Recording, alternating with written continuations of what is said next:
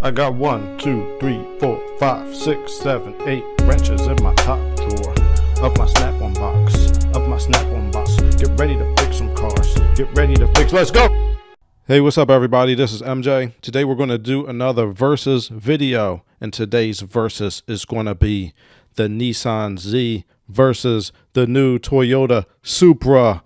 Let's get into it right now. So my last video, I did a versus of the new BMW electric car versus the Tesla, and people are upset because I picked the Tesla over the BMW, and they put a whole bunch of dislikes on the video. How dare you? But I say, bring it on. I stand by my decision. The Tesla is better than the BMW, and you're just going to have to be sad about it. It's just my opinion. I'm not preventing you from buying that ugly monstrosity of an electric car from BMW. You could go and waste your money if you want to. So for today's video, I'm going to be a little bit nicer to BMW fans. I'm going to say some good things about a BMW. And that's why we're going to start with the Toyota Supra. As we all know, the Toyota Supra is really just a BMW. But in my opinion, maybe that's not such a bad thing. Just to start out everything, I am not a brand or model loyalist. I like whichever car is going to do the job that I needed to do at the time. I'm not just going to say, oh, I like all Toyotas and all Toyotas are better than all Mercedes or BMW. No. I have to look at the individual car, and sometimes I look at the individual engine and transmission package, and even from there, different model years are going to be different. Sometimes there are problems that start off in the first years that they fix, and then they get better in future years. But anyway, like I said, I've worked all in automotive industry. I was a mechanic. I was an engineer at Toyota in Ann Arbor, Michigan, actually testing these cars. I worked there for a couple years. So I've been around the industry a little bit, and I'm just going to share with you my opinions. Let's think about this. For all the Toyota fanboys that are upset because Toyota made the Supra actually a BMW. You have stolen my dreams and my childhood with your empty words. Let's talk about it for a second, because I know and I understand why you're upset. But you have to look at it from a business perspective. You know, Toyota is a business. Like they are there to make money. And you have to understand that testing vehicles is an enormous expense. And developing a new vehicle from scratch, it takes millions and millions of dollars. I mean, just to develop a new engine from scratch, it takes millions upon millions of dollars. But when I was testing cars at Toyota, it's so expensive. You have to pay drivers to drive them around all day, and they have to test in different locations throughout the country. So you have to fly the car or trailer the cars up there, and then you have to put the drivers up in the hotel, and the engineers have to go up there to watch the drivers and to report on issues, to write reports about issues. It takes a lot of money. And they got to test all around the country, different altitudes, different temperatures. It is ridiculous, the amount of testing. And that's just the finished product. You imagine how much it costs to develop an engine from scratch. It is enormous. You got to design it, test it. It has to meet EPA regulations. Oh my gosh. I mean, if I was the CEO of Toyota and they said it's going to cost you, $400 million to design a new Supra from scratch, and we're projecting you're going to sell, 10,000 of them a year. I mean, the math doesn't add up. You're going to be losing a ton of money, which is why I believe they went and got a BMW to make this car for. Fanboys, they get upset. People are suffering. You got to understand, your posters that you put up of the Toyota Supra in your room and the comments you write on the internet, they're not helping Toyota. They're not putting money in Toyota's pocket. You know what puts money in their pocket? When you buy a new Supra.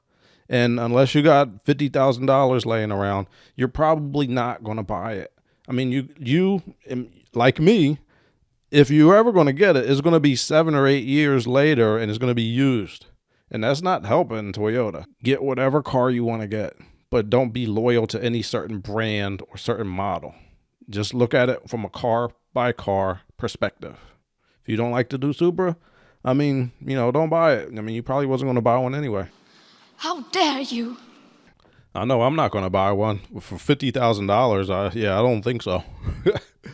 I'm MJ 100K, not MJ 1 million K. I'm one of the lucky ones.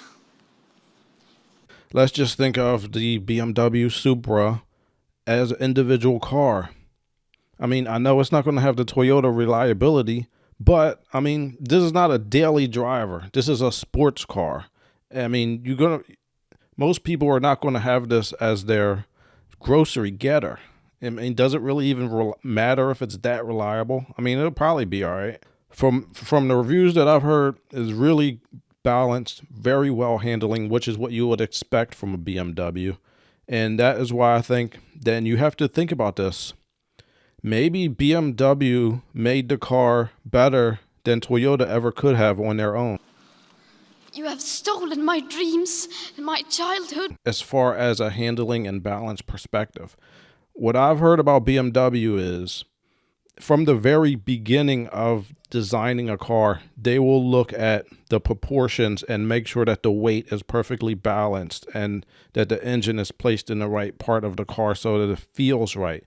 Most other manufacturers, they're going to have the designer who wants to make the look of the car. They let them have free reign and just design the car however they want. And then after that, once they get the design approved, then the engineers have to figure out how to get whichever engine they're going to use into that car. And that's why I think, BMWs, they handle and ride so well. I mean, they have a certain feel. And that's how they get it from the very, very beginning of the design process. I mean, I don't know for sure, even though I work there, but I don't think that's how Toyota or most other car companies approach the design process. So think about it. The Supra, from what I've heard, is a great ride.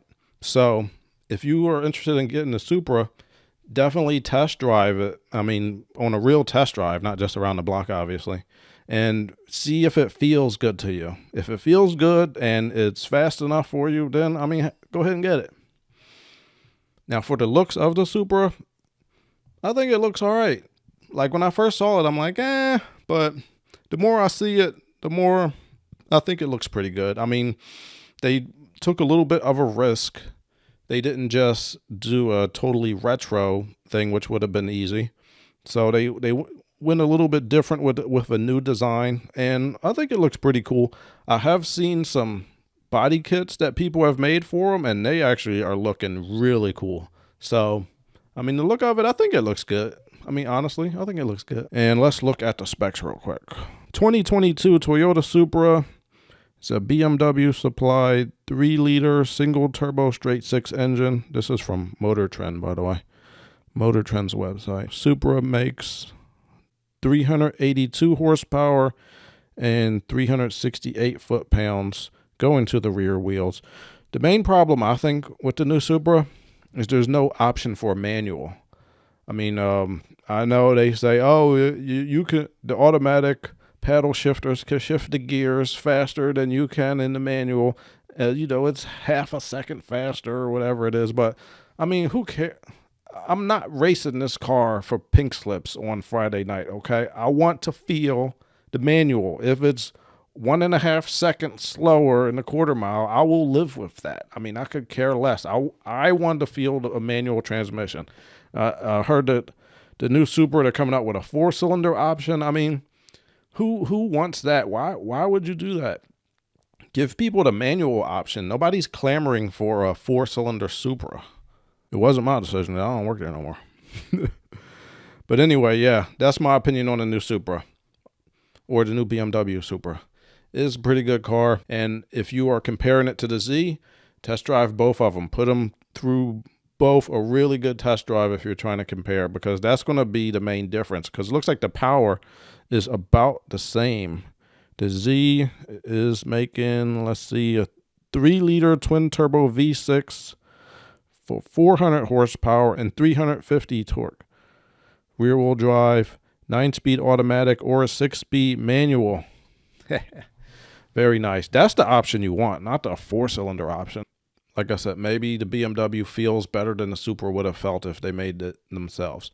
Now, if I was the CEO of Toyota, I would have just taken that Lexus RC500 or maybe the LC500. I would have did a completely retro look of the Toyota, of the 90s Toyota Supra. Maybe would have changed the headlights and taillights. And then I would have had the engineers go ahead and stiffen up the block, because most people, they buy Supras. Well, some people buy Supras and they just want to soup up the engine as much as possible. So I would have just had them make the block for one of those cars super, super strong so that it could take these upgrades, and then it would have been a legend again. It would have looked very similar to the old one with maybe new headlights and tail lights and the new dashboard. And I would say, look, everybody, I made a new Supra. And it wouldn't have even cost that much. And people would have been much happier. And I think they would have been able to sell them for a lot more than 45 or 55,000. If I had been able to design the Supra and make it totally retro but a little bit new, super stiff, like a super strong block that you can upgrade very easily, you could have sold that for friggin' $80, $90, $100,000. I mean, look how much they're selling the GTRs for. I mean, they came out and they were like about 60, 65,000, and so many people wanted them. They said, all right, never mind, it's $100,000 for this car now, and people were buying them. So you think if a Supra had come out like the one I'm describing, that people wouldn't have bought that for $100,000? Yeah, they would. And it would have been a lot less research and development as well. But like I said, I'm not the CEO and I don't work there, so I'm not worried about it. But anyway, let's get on to the new Z. Now, I'm not a fanboy, but let me admit to you, my favorite sports cars have been Nissan sports cars. My favorite is the GTR, which, by the way, is the best Japanese sports car of all time. Everybody knows it. We don't even have to debate about it. And the new Z is amazing. I mean, it looks so great. My friend Dominic, he texted all our friend group on a group text. He says, guys, this new Z's coming out. I am seriously consider getting it. And my friend has a baby coming on the way. Him and his wife have a baby coming. And he's like, I'm about to buy a $40,000 sports car or $50,000. I don't know. And I was like, Dominic, you are insane. So you can't spend that much money on a sports car. And then I looked up the video and the spec and the announcements, and I said, man, I want to get that sports car too. Oh my God. If I wasn't so cheap, I would go and get one, I swear. But my cheapness my cheapness is preventing me from getting the car, and that's just the way it is. But anyway, like I said, the specs for the new Z are, like I said, twin turbo V6, 400 horsepower, 350 foot-pounds of torque, rear wheel drive with a stick shift option. Oh my God, it's going to be so much fun driving that car. Can you imagine? And I love the retro look. I love retro. I love that look. It's amazing. You know, my dad had a Z as well. He liked Nissan sports cars too. And I remember being a kid and he would drive me around in that Z, and I loved it.